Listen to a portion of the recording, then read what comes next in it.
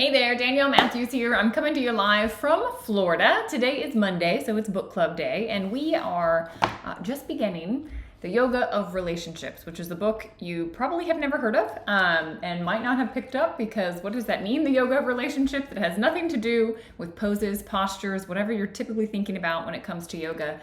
Yogic philosophy is really what it's about understanding the body-mind complex, about understanding the inner dimensions of life, understanding who you truly are.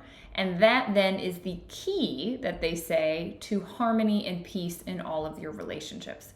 And so this book really breaks down and helps you understand that. I asked all of you as we started this book club, and if you're just coming on this for the first time, it's okay. You'll get a lot just out of this one. But I asked everybody at the beginning to think about a relationship in their life that the dynamics were frustrating, or they were feeling stuck or stagnant, or it just really wasn't the dynamic they were looking for, so that you can apply what's being taught here to that specific situation.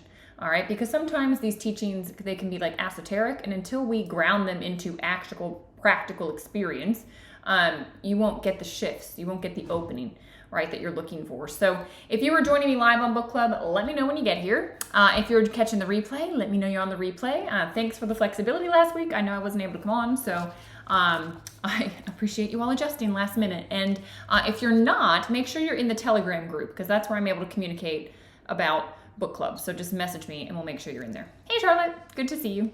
All right, so we're on chapter 2, and this week we're reading actually chapter 2 and 3 because they were kind of short. So chapter 2 says the masquerade of love.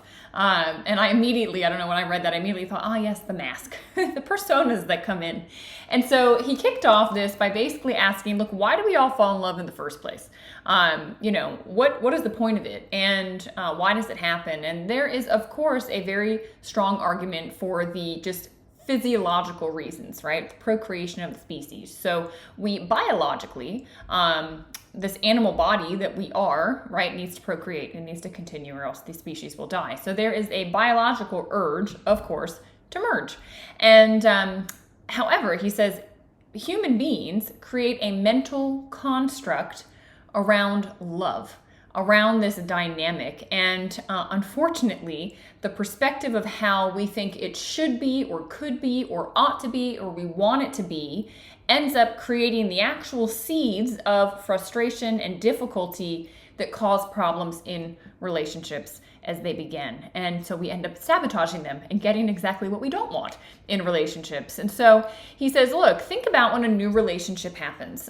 We've all experienced this, like the first time you fell in love, right? It's like the whole world changed. Everything opened up. And he talks about how all of a sudden, what you notice in a new relationship is that just there's like hope, right? We fall in love with the possibilities, the potential, and we think it's going to relieve us from all the pain, all the loneliness, right? All the stuff we've been experiencing, and we build this like expectation of what it's going to be like in the future. And if you don't know this already, expectations are the seeds of frustrations. And so the start of the relationship, even though it's wonderful and it seems wonderful on both parties, right? Eventually, these things start to fall away. And why does that happen? What's really going on? Lou says, I was picturing a fancy mask with feathers that they wear to attract and hide behind a little. Yeah, this is exactly what happens. Like we put on our best display, right? Not just like physically making yourself look good, but you bring out aspects of yourself, all right? On page 14, he talks about at the beginning of a new relationship, the self-image is working overtime, trying to impress the new prospect at every turn. And both partners are wearing a mask 24/7. We start to overlook habits in the other that would normally irritate us. This is the honeymoon phase. We refrain from comments that would offend. We go out of our way to make sure that the other is pleased with what he or she sees in us so we can keep the attraction going, right? This is the mask Lou was talking about. We're there, but we have this mask of like, just how perfect and calm and wonderful and loving you are, right? You don't see these other aspects of the self at the beginning. And he says, interestingly, romantic love can induce an extraordinary degree of temporary flexibility where people will even engage in behaviors and do things that they otherwise wouldn't do in the name of love, in the name of connecting with this other person, bringing them in, right? But behind all of this openness and receptivity, he says there is the ego, right, is playing a game. And it's saying There's a buried desire right behind all of this. And it's saying there's going to be a reward that I get due to all of this unbridled giving. I'm doing all of these things for you. And the expectation is I give to you, you give to me. All right. And this becomes love with strings attached. All right. So the other thing that happens in this phase is like we feel like euphoric. And it's because literally there are hormones like churning in us that literally make us euphoric. He says like dopamine makes us dopey, right? And there's these surge of bodily sensations that are so powerful, it can possess the mind. And it allows us temporarily almost to be in this swoon. But something he pointed, and I want to make sure all of you read this, it's a very key line. He says on page 15, if we analyze what is really happening, we can see that the excitement is not so much about the other as it is about ourselves and how the other makes us feel, right? We are actually falling in love with how we are feeling. And we believe this person, right? We think we put the love on them because, well, they came around and so now I'm feeling this way. And we think, oh, so I love them. But the truth is, you actually opened your heart and you're having an internal experience. It's actually the experience within yourself that you're loving. How it feels to live with an open heart. If you guys are in inner management mastery, you know what I'm talking about because this is what we talked about in most of the concepts there. That's what it's all about. But this is a key distinction. It's actually something happening within you, even though it appears to be attached to this human being out there. Does that make sense? Hey, Karen, good to see you. Hey, Kevin. Hey, Denise. Good to see all of you. All right. So he then talks about how merging with another human also sexually, right, can create a oneness. And he talks about how, and I want to give you this context. So in yogic philosophy, what they say is that you are a soul having a human experience. And when you manifest onto this earth, you get like amnesia. You forget that you are a soul and you believe that you are this body. All right. It's almost like an actor going into a movie and acting the role, so well that it's forgotten. Wait, I'm actually the actor. I'm Leonardo DiCaprio. I'm not this character. But we forget and we think we are the character. All right. And we have this like inner gnawing of like, there's got to be something more. Like I'm missing something. And we go out into the world seeking it. And we think it comes through possessions, things, the right job, the right money, the right relationship, our kids turning out a certain way. We believe that all these external things will fill this void inside of us, this emptiness inside of us. And our mind, right, is working and it's saying seek pleasure and avoid pain. If you can just keep seeking pleasure and getting all these things, then you're going to feel better and just avoid, the painful things. That's what it's telling us to do. And so we get into a relationship and all of a sudden we feel whole and complete. Right? And there is a temporary like break from the mind that's constantly telling us to do this and do that and whatever. It quiets and we feel this incredible feeling and we call it love and we believe it's the thing we've been looking for, right? Because you're actually experiencing that unity. But, right, what he talks about is that this is never actually going to enlighten you. You can't become enlightened through a relationship through someone else. It is temporary, right? That person is eventually going to do something that breaks this feeling inside of you. We've all experienced that. And so what he says is there's a glimpse of the potential, right, when we fall in love. And we believe it is the beloved that we're longing for. But it is really the experience of unity that we are desiring. And so this is a really important thing to understand that yes, while being in a relationship can bring a beautiful dynamic, it is not the thing that solves the nagging problem, right? The fact that we've forgotten who we truly are. The relationship doesn't solve it. It temporarily puts like a Band-Aid over that feeling, but the truth of the matter is it doesn't solve it. And so what he says is there's nothing wrong with relationships. There's nothing wrong with sex itself. There's nothing wrong with it. It's the way we use it that causes a problem and sets relationships and dynamics up to be very challenging, right? For us to get disappointed, for us to get controlling, for us to be dependent. And so what he says is really it's about what is the reason you're doing it for? Are you using this relationship to feel whole, to make this person love the parts of you that you don't even love, right? We can't depend on another person to do that. We have to learn to love all aspects of ourselves and to truly actually touch and connect with the presence, the witness behind us, our soul essence that is here with us. That's really what life is about. And a relationship can't do that for you. And so he says, look, we're not saying don't get into relationships. We're not saying there's a place for all of this. But if you're believing that it is the answer to all of your problems, you're going to temporarily be elated, and then you are going to crash. And then you're going to blame the other person. Or then you're going to go and find another relationship, and you're going to have the euphoria for a little bit, and then it's going to crash again, and on and on and on you go. All right? Are you with me? High five me. Put a 5 in the chat if you're with me. Like, this is what he's talking about. And so it's really about, can you feel whole and complete as you are and work on this inner world and not depend on the other, right, for those things? That's really what he's trying to get at here. And what he says is, look, you notice this because many of you are in long-term relationships. And as relationships mature, the prominence of the physical connection also starts to diminish. It's just a natural thing. It just starts to go away. And the persona, right? Like Lou said, the mask that we're wearing, it drops. And so all of a sudden, the newness has eroded away and reality sets in. And there's that saying, right? Everywhere you go, there you are. Eventually, reality is here again. And that cocktail of hormones, they literally say 18 months. They're swirling around. So for 18 months, you might be in this euphoric, everything's wonderful, it's grand, it's fantastic, but the reality sets in, right? The other shoe drops. And this is where we have a choice. And a lot of people choose to end the relationship and go on to the next one because they don't want to deal with it. Or some people will finally say enough is enough, right? They get a divorce and they get remarried, and then they find themselves, they're like, how did I marry the same person? I'm in the same dynamics all over again.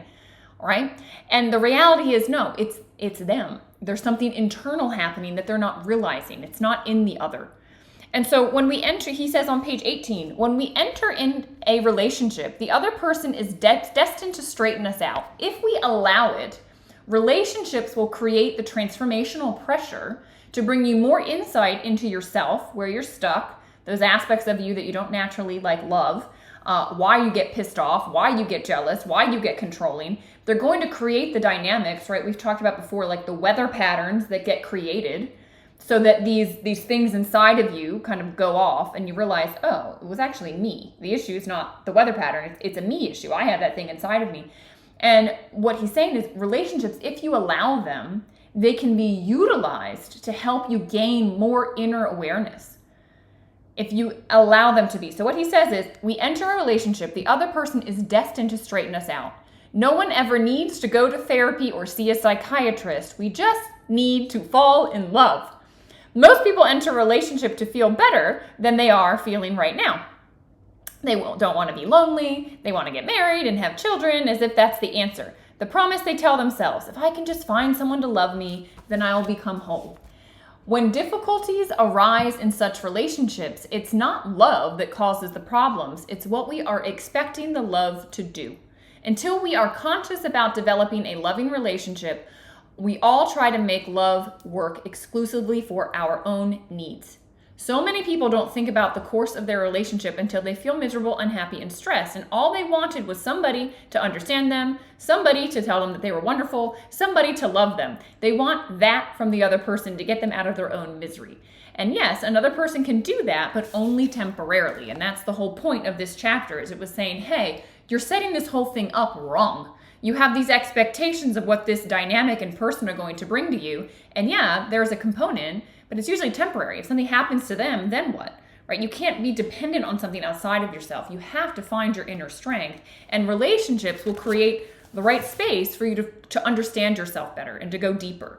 So he gets into that in later chapters. Chapter 3, any questions with chapter 2?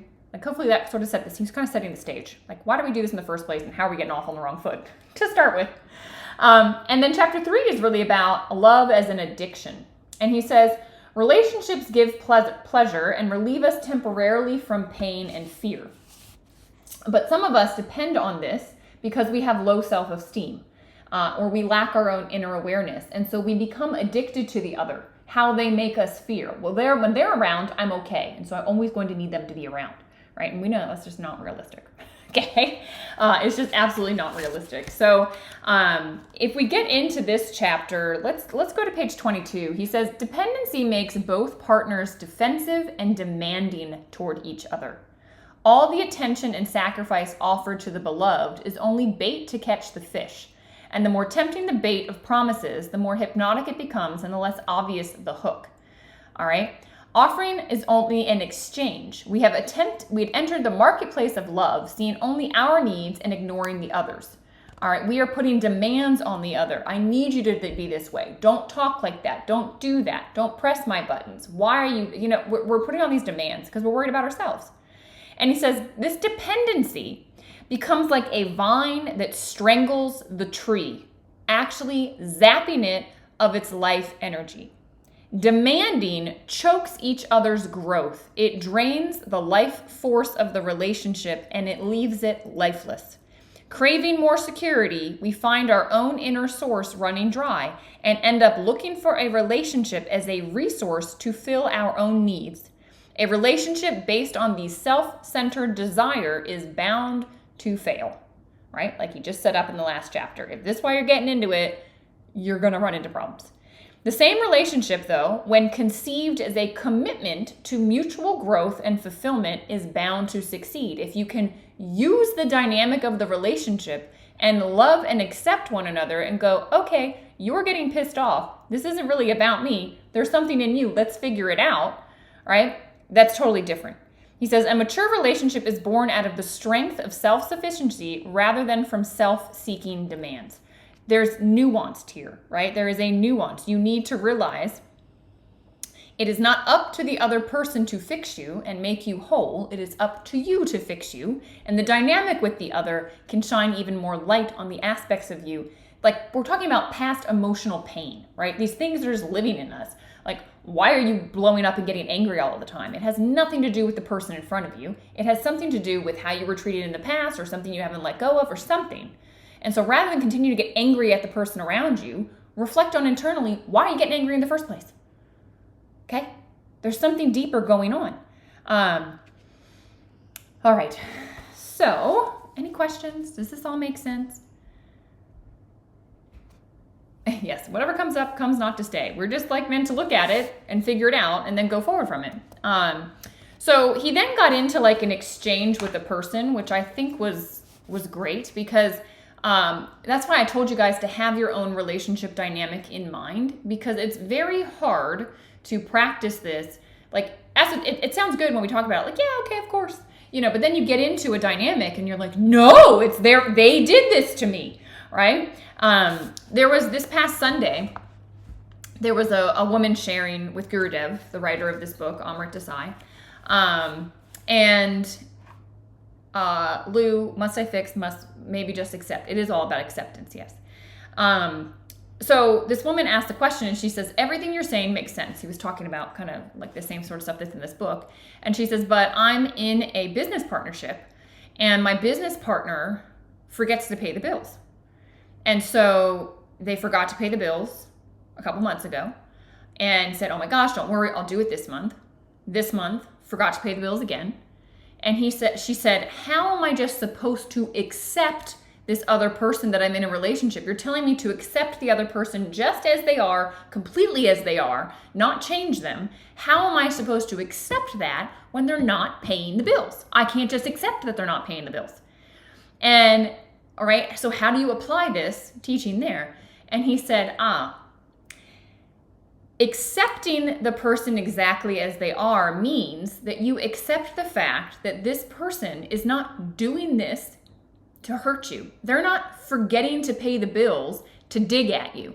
They just are someone that for whatever reason is a little aloof or a little forgetful. And what you need to do is accept that this human being is exactly as they are. They're not doing it to you. They're not trying to piss you off or make you angry or sabotage your business. It's just, that's just how they are. And so you need to accept that And inside of yourself, not be frustrated, not have a different expectation, not get angry, nothing. You just, from a place of total acceptance, okay, so you're forgetting to pay the bills, then have a conversation from a calm, not emotionally charged place and say, well, what should we do going forward, right? And make a new plan to either support that person and how to remember, or to come out with something else, or if they are doing it to sabotage, right? Figuring out how to end the business partnership. So you can do these things. It's like you accept and then act.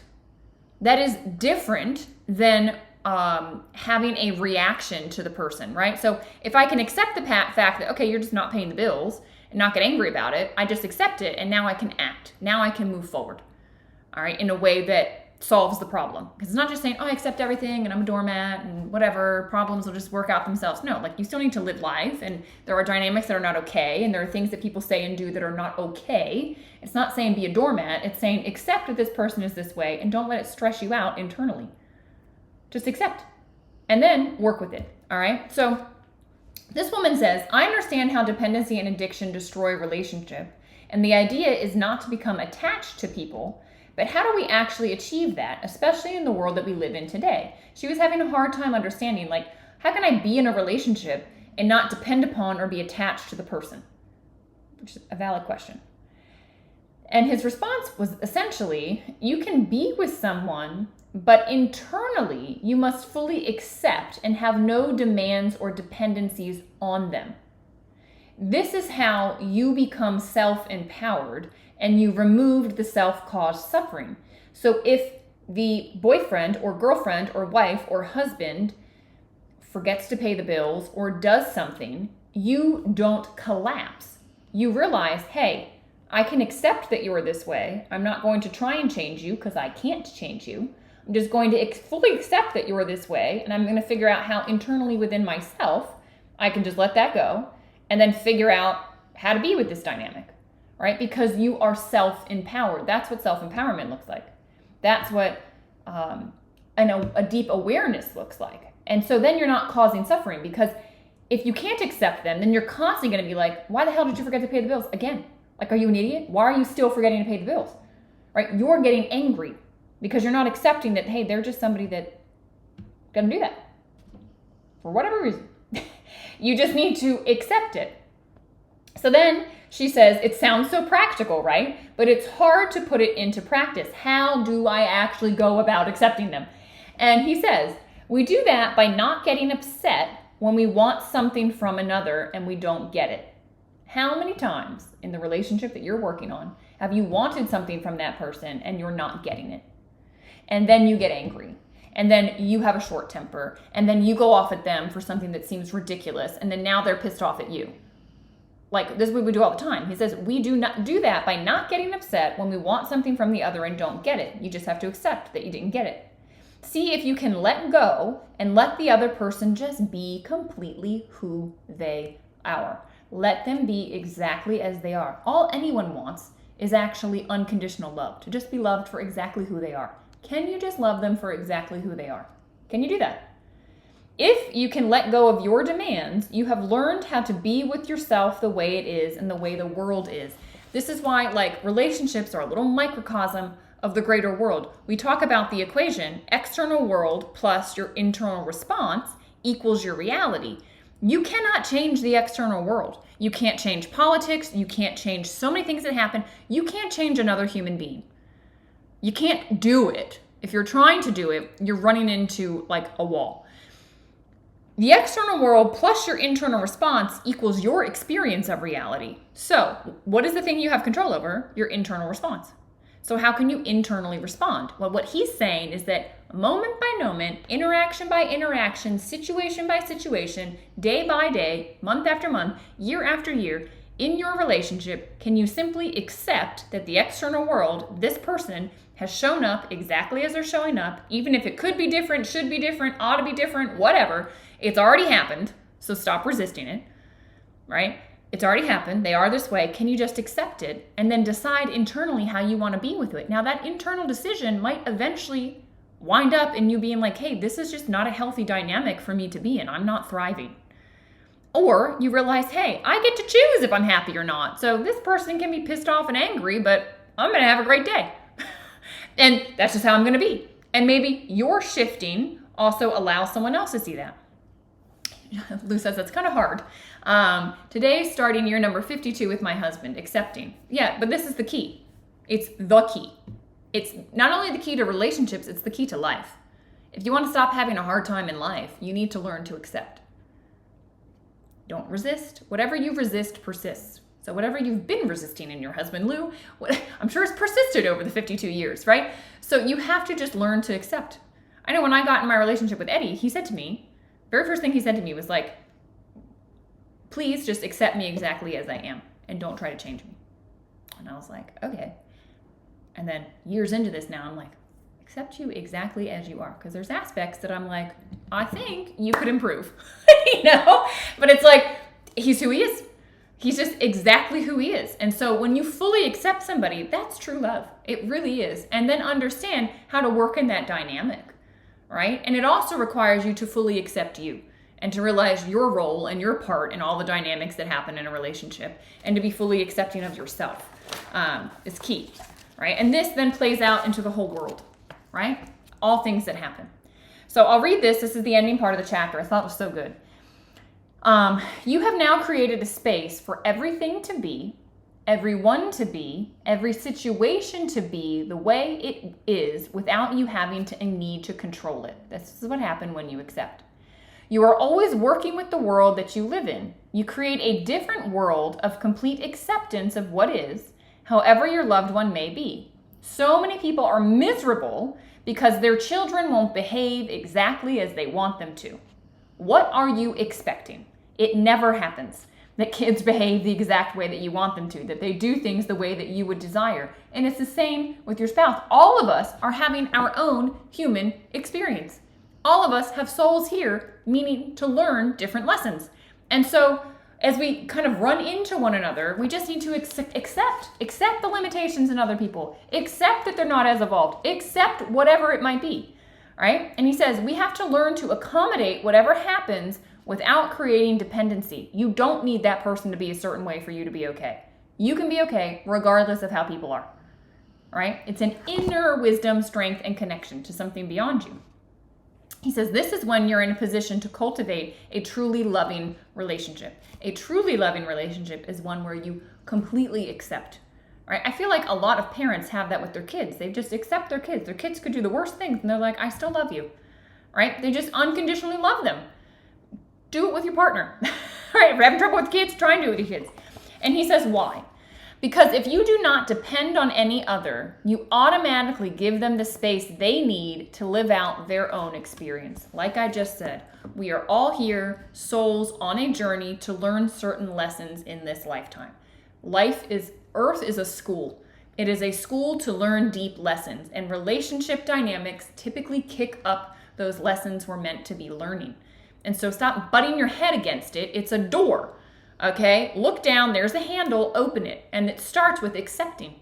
And now all of a sudden you've opened the door where things can totally transform simply because your internal response has shifted. You've stopped resisting, you've stopped pushing back, you've stopped complaining, ought to be, should be, could have been, whatever. You stopped. You said, it is the way it is. Now let me move forward. All right, and it will change everything.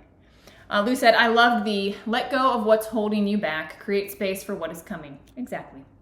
And he also ended it with a quote. If you are happy, it's not because you have what you want. It's because you are what you want. You have to be it.